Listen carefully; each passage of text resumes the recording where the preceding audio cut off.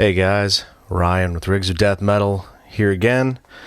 Today we're going to be checking out the Bone Remover, an overdrive from Heretic Effects.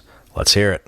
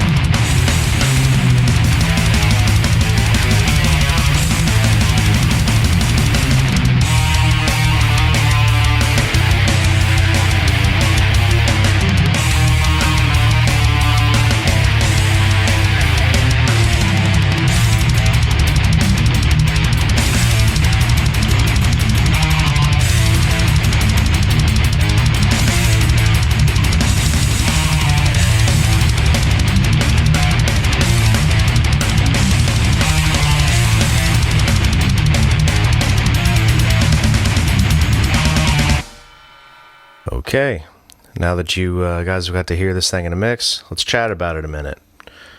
I'm going to go ahead and pull up the website in front of me because I'm horrible at trying to remember specs. Jeremy refers to this as the Bone Remover Advanced Overdrive Unit. Basically takes something like a Tube Screamer and just kind of helps add some mods that the Tube Screamer really needs to have. Once you've messed with anything that's modified or has these kind of options, it's a little tough to go back to playing just a standard one. Just for the, flexibility that these offer. Of course, you have your gain section, very typical. Controls the amount of clipping. It's literally just how saturated, how much distortion you have. I have it set to around 9 o'clock, so pretty low. I like a lot of metal guys, using this into an already kind of crunchy kind of amp. I had this for the demo running into a Mesa dual rectifier, so it had about 75 to 80% of the distortion coming from the amp. And then the last little bit coming from this guy. Just kind of pushes the front end, tightens things up, gives you some EQ shaping options, and just a touch more gain, because you always need more. The clipping switch, the little three-way toggle here in the middle. To the left is stock silicone diodes. In the center removes all clipping diodes. And to the right, which is where I left it, is white LEDs, and Jeremy even has a little note on here that even he prefers the right setting, which that's going to be a preferential thing. If you get one and try it out, it just kind of affects the voicing and character of the distortion and overall the pedal. There is a mid control, because the standard Tube Screamer is notorious for having a certain kind of like hump in the mid range that you really can't do anything about. It's just there. This lets you kind of move that. So you can, let me see.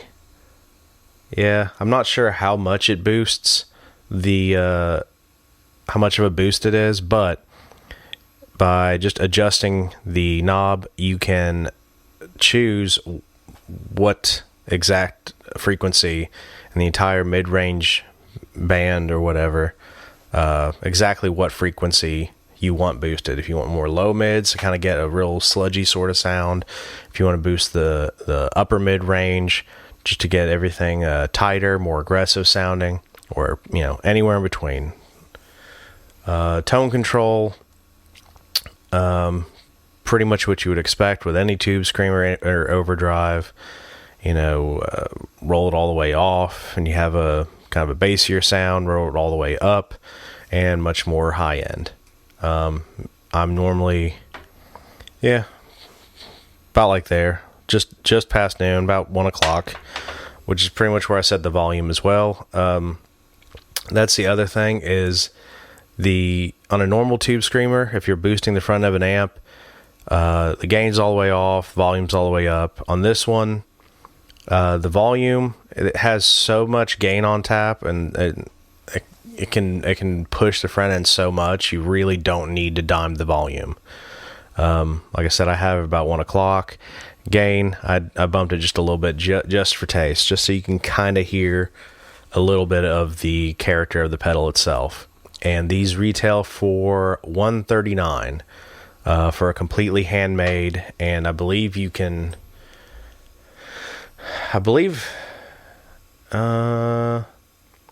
he does have some in stock, but if you wanted to do a custom colorway like I did here, that's an option as well.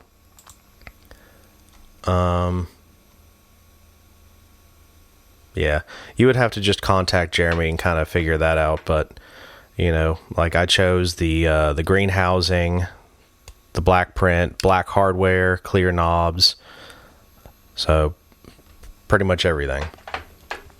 So yeah, I really enjoyed this pedal. It definitely feels I always think when I'm demoing overdrives, like how is this really what am I gonna do different than any of my other overdrive videos? But each one really does bring a little something different, and you can get a different character out of each one of them.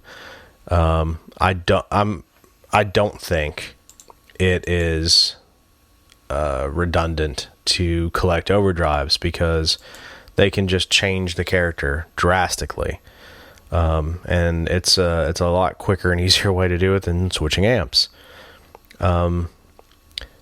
People of note that are currently using this, the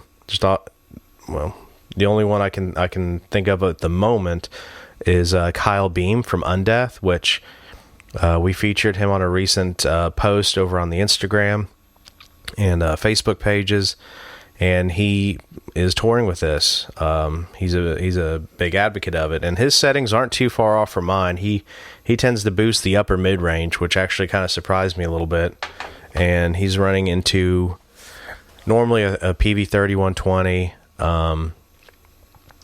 I think recently had to use a 5150 or 6505, something like that, for a recent tour. But if you're a big Undeath fan, which if you're a fan of this channel, you probably are, because we love Undeath. If that's a tone that you're trying to cop, this pedal's a good start. That and tuning crazy low. But I was kind of surprised.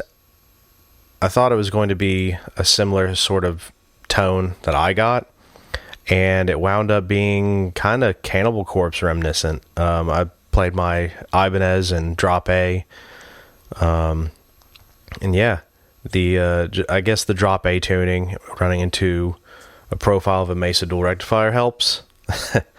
But yeah, no, it does. It because I used to run a standard tube screamer into a Rev F 2-channel dual rec for years. That was my main rig.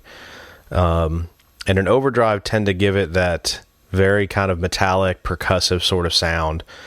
This I probably could get that same tone, but it had a little bit more of natural character of the Mesa retained. Not quite as, I mean, it was still tight, still aggressive, but didn't have the, I don't know, borderline modern, almost genty kind of metallic percussive tone that it normally will come with a lot of boosted rectifiers. So nice change of pace, a little bit more organic, I guess is another way to put it. But yeah, so that pretty much covers the bone remover. Links will be down below, and appreciate you guys for checking this out. Thanks.